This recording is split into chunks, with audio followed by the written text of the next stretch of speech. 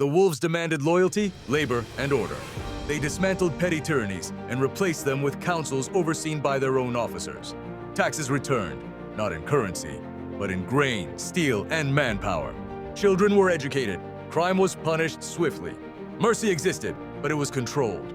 By the time Western factions noticed the Eastern wolves, it was too late to stop them quietly. An alliance of warlords sent a coalition army eastward, confident that numbers would crush discipline. They never returned.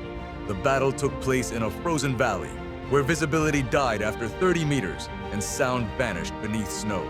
The wolves did not charge. They waited. They harassed. They vanished. By dawn, the coalition was gone. Its weapons captured, its leaders executed, its survivors absorbed or released as messengers.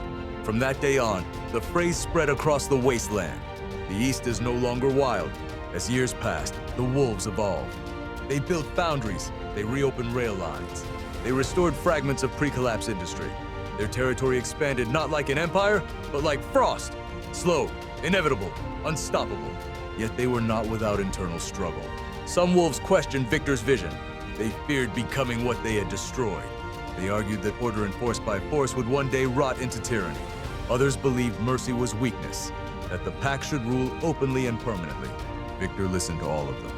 Then he did something no one expected. He stepped back. At the height of their power, Victor dissolved his personal command and replaced it with a ruling council chosen by merit and loyalty, not blood or fear. He reminded them that the wolves were never meant to rule forever, only to guide civilization through its most dangerous night.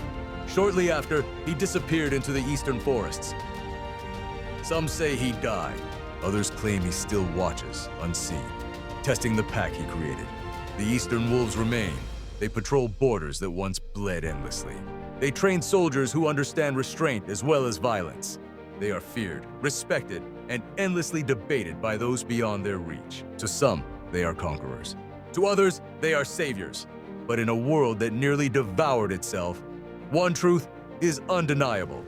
When humanity was too broken to protect itself, the eastern wolves rose, not to howl at the ruins, but to build something strong enough to survive the next winter.